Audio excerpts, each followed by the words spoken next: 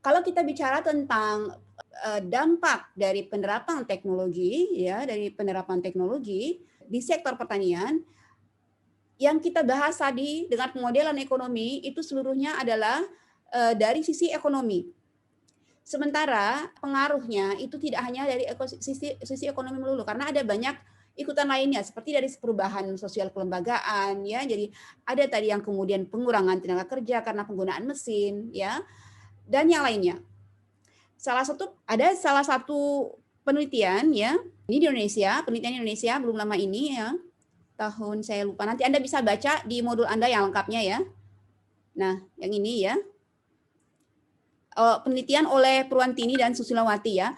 Jadi karena adanya penggunaan mesin tracer itu, ya, yang untuk pemanennya, ya, untuk memanen padi, ya, sehingga itu kemudian mengurangi pekerjaan atau jumlah upah yang diterima oleh tenaga kerja yang tadinya biasa memberikan layanan untuk panen padi itu, yang memisahkan antara batangnya dengan gandumnya, ya, yang di tracer itu, ya, istilahnya, atau dibanting seperti itu, ya, dengan alat sederhana.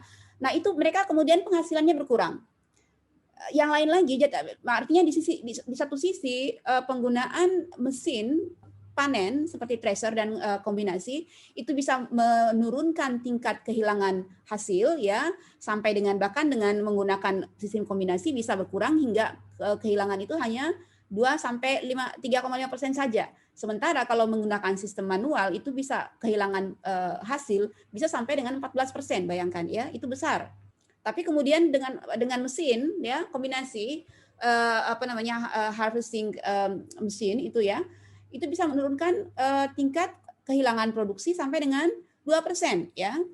Itu satu sisi. Jadi, tapi di sisi lain pengaruhnya juga akhirnya banyak yang kehilangan, menurunkan penerimaan, ya, dari sisi para pekerja yang tadinya kemudian bekerja untuk di bidang itu, ya, sebagai pekerja manual dalam hal pasca panen, ya. Kemudian juga di sisi lain juga karena kemudahan itu kemudian itu lahan yang tadinya itu disewakan, kemudian ada yang istilahnya petani penyakap, jadi mereka bagi hasil, maka kemudian karena sudah penerapan mesin itu, jadi tentu saja yang punya modal adalah yang pemilik tanah, ya. Mereka biasanya orang yang memang mempunyai modal, ya. Kalau penyakap itu biasanya yang orang yang sederhana, ya. Jadi mereka kemudian dengan itu menerapkannya, akhirnya kemudian lahan itu tidak lagi disewakan, tidak lagi bagi hasil, ya, sehingga yang tadinya petani ini bekerja ada punya lahan dengan cara menyakap, sharing, ya, berbagi atau share cropping, ya, berbagi dengan petani pemilik, akhirnya kemudian banyak yang kehilangan. Jadi ada penurunan jumlah petani penyakap sebesar 5 sampai dengan 10%. Nah, kalau misalnya dari sisi lain tidak ada, misalnya dari pemerintah atau tidak ada peluang pekerjaan yang lain, maka kemudian akan meningkatkan jumlah tenaga kerja atau pengangguran di wilayah pedesaan, ya. Makanya kemudian kenapa yang banyak terjadi urbanisasi, migrasi dari masyarakat di daerah pedesaan itu kemudian ke kota mencari pekerjaan. Karena apa? Karena memang banyak pekerjaan yang di beberapa segi, ya, itu kemudian tergantikan oleh mesin, ya, sehingga mulai banyak yang menganggur. Kita cerita tentang keberhasilan yang paling besar di sektor pertanian dalam kaitannya dengan perubahan teknologi ini adalah dampak revolusi hijau dan prospek masa depan. Revolusi hijau, mungkin Anda pernah dengar istilah Green Revolution, yaitu saya katakan, saya sudah singgung tadi, ya, di Asia itu dimulai oleh IRI, ya. Ini adalah organisasi internasional beras atau padi, ya, yang ada di Filipina. Dan juga kemudian ada organisasi di Meksiko yang dia mengeluarkan varietas gandum, ya, gandum karena memang tergantung makanan pokoknya, ya, gandum. Program ini kemudian berhasil, ya, meningkatkan sampai dengan sekitar 27 juta ton, ya, di negara-negara Asia, ya, yang penghasil atau pensuplai 85% beras di Asia pada tahun 1980. Ya, jadi hampir di seluruh negara-negara Asia, kemudian sebagian besar lahannya itu diperuntukkan misalnya yang untuk produksi padi, ya, mereka menggunakan adalah high yielding varieties atau varietas yang dia memberikan hasil yang tinggi, ya. Sebagai contoh misalnya di India, ya, di India itu bisa ketika mereka pada tahun 66 mereka adalah pengimpor sereal kedua terbesar di dunia, pada tahun 1970-an di pertengahan itu mereka kemudian bisa swasembada gandum.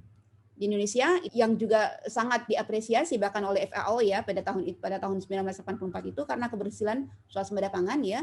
Bayangkan dari pertengahan tahun 60-an mulai sejak tahun 65 ya kekacauan itu sampai dengan awal tahun 70-an bahkan ada beberapa wilayah di Indonesia yang mengalami istilahnya kelaparan, famine ya.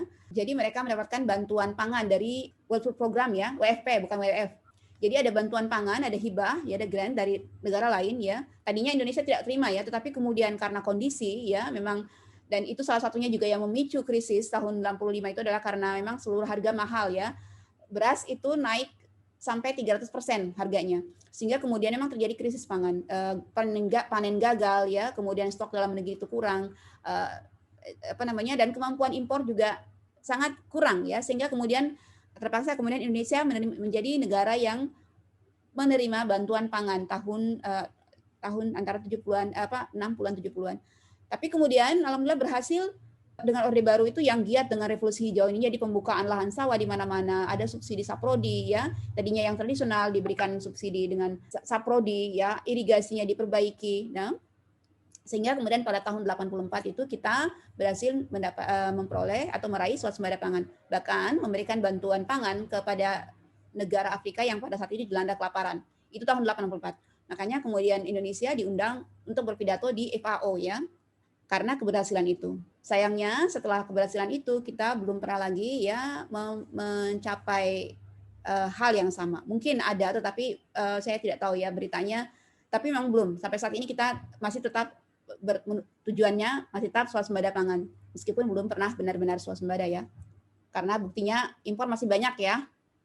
Jadi itu sekilas tentang revolusi hijau, meskipun juga ada beberapa kendala atau beberapa akibat ya yang dari segi sosial, katakan misalnya kemudian penguasaan lahan menjadi lebih banyak dikuasai oleh petani yang besar daripada petani kecil, semakin banyak petani gurem ya. Itu karena untuk melakukan pertanian modern itu memang dibutuhkan skala usaha yang besar. Lebih menguntungkan untuk mereka yang punya skala usaha besar, meskipun tidak menutup kemungkinan bahwa skala usaha kecil pun bisa menerapkan karena istilahnya karena dia tidak lampi ya. Kalau seperti varietas itu dia jenis yang bisa dipisah ya, sehingga kemudian bisa diplot hanya untuk skala kecil. Beda dengan mesin ya, mesin itu sifatnya lampi atau dia istilahnya lampi itu dia besar ya, jadi sehingga kemudian tidak bisa dibagi-bagi, bukan cuma besar tapi memang dia menyatu ya, jadi harus digunakan seutuh ya, tidak bisa dibagi, sehingga kemudian tidak bisa kalau untuk hanya misalnya 1/4 hektar tidak bisa menggunakan, tidak akan efisien ya. Dan dampak yang lainnya juga masalah degradasi lahan ya, karena kemudian adanya revolusi hijau kemudian memaksa produksi kepada lahan-lahan, perluasan lahan ke daerah-daerah yang sebenarnya dia tidak terlalu sesuai. Jadi dia lahan marginal pun digunakan untuk produksi. Sehingga lama-kelamaan kemudian semakin terkuras, apalagi dengan intensifikasi penggunaan lahan yang semakin intensif, kemudian penggunaan bahan-bahan kimia, itu juga merusak lahan yang menjadi padat, jadi menjadi kurus, ya lahan jadi nutriennya semakin kurang, dan itu memang masalah.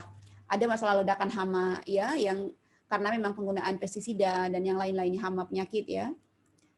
Meskipun makanya sebenarnya perlu ada misalnya didampingi oleh kebijakan yang sesuai ya, perlu ada kebijakan yang sesuai, jadi tidak hanya pengenalan teknologi tetapi juga didukung oleh kebijakan.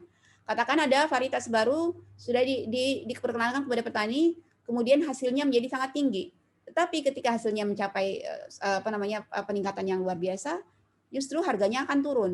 Sehingga memang penerapan teknologi baru jadi tidak hanya dipikirkan hanya dari segi berapa jumlah produksi yang akan dihasilkannya, tetapi juga ada tidak misalnya nanti pasar yang akan menampung ketika produksi itu terjadi.